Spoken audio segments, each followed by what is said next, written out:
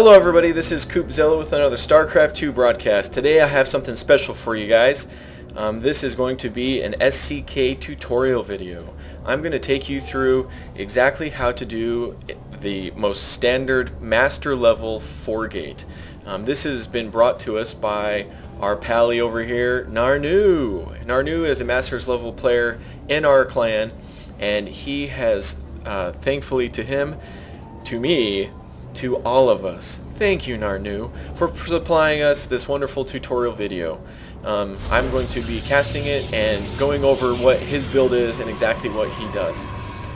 So you can see he threw down his pylon at the standard 9 or 10 supply, and as soon as this pylon finishes you'll be able to see the chrono boost starting on his nexus. So he has some saved up and the chrono boost start right there. The next thing will be happening is at 12 supply he'll be throwing down his first gateway. So let me tell you a little bit about this build and where you could find it if you want to. You can go to starcraftgaming.tk, that's tanks kill TK, and in the forums there you can be able to find some good strategies by some of our players and other things like that. So the next thing that's going to be happening is at 14 gas, at 14 supply he's going to be getting his gas. And you can saw as soon as that 14 hit, the gas went down.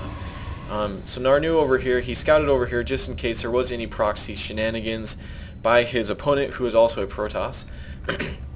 Currently this build is great versus PvP matchups, but it is also awesome versus any other matchup. I know as a Zerg player, I cannot stand this build when it comes knocking at my front door. Although I am not Masters leveled, and if I had a Masters throwing this down at me, I would just not be able to handle it. The purpose of this build and this exact timing and everything is to get all of your first warp-ins around the 545 mark. And so this cybernetics core went down at 17 supply. So we kind of missed it a little bit. I was talking, blah blah blah blah.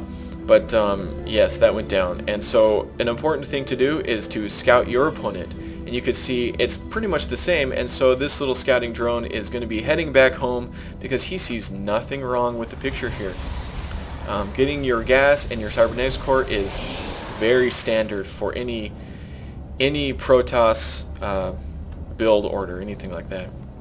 And so right around the 18 supply mark, you see we missed that one as well. His zealot production came out pretty much as soon as this finished. As soon as it finished, he started getting production out, and he started producing the stalker right after that. This is very important, and he, right at the 24-23 production mark, he gets his 3 gateways at the same time. And you can see all the while he's throwing down pylons to make sure he's not supply blocked, and he throws them in specific places to make sure that if needs be he can defend his base or anything like that. So we will be following this. The next thing that's going to be happening is the warp gate is being researched with the chrono boost. You always need to be, as soon as this finishes, as soon as the cybernetics core finishes, you start throwing down the chrono boost on that to get it out as soon as possible. You can see that this is going to finish pretty much about the same time this finishes. Pushes out with his 2 stalkers, 2 zealots. Where's the other zealot? I thought I saw another zealot in here. Maybe not. Anyways, but he's throwing down his pylons to make sure he's not supply blocked. You can see right then he's now supply blocked again, but another pylon will be finishing soon. And so he's starting to move out, and you can see 545. Perfect timing. And so he's able to push in right now. And you know, this his Protoss is barely getting his other 2 gateways out to warp gate. And so let me give you some pro build tips while these guys are duking it out to help you with any of the builds that you have or questions that you have. This is currently the choice of build in PvP. If you are a Masters level or anywhere near that for that matter, this build is going to be very crucial in defending or knowing about it in any way whatsoever. And so just a thing right here, he got out of that pylon, and you can see all of his buildings are now dead, they're not powered, and he is supply blocked as well. and so he's not sitting in a very good spot. He has no production capabilities at all. As soon as that pylon finished, he unpowered it again. And Narnu is just sitting here ticking away. And you can see that the pylon placement is very crucial. This is especially in PvP, because if your opponent has sentries, they could force field the ramp and give them enough time to build up an army to kill. But by placing your pylons here, you're able to warp in above the force fields, which is very crucial. And so this build is pretty much unstoppable by now. The production is just not the same. He's having to pull probes off, and we could see that there's just no way of coming back to this. And so that's a quick little. It's not quite a cheese, because it is a pretty standard build. And it is at the 8-minute mark, and so it's I guess it could be considered cheese, but I just consider it a hell of a build. The great and bad thing about this 4-gate build is if it's pulled off correctly, your opponent will have a hell of a time trying to defend it, and it's only bad if you are the defender. Wink, wink.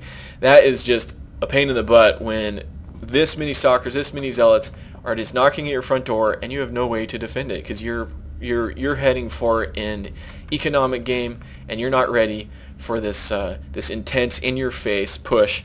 And so this has been a tutorial video for a 4-gate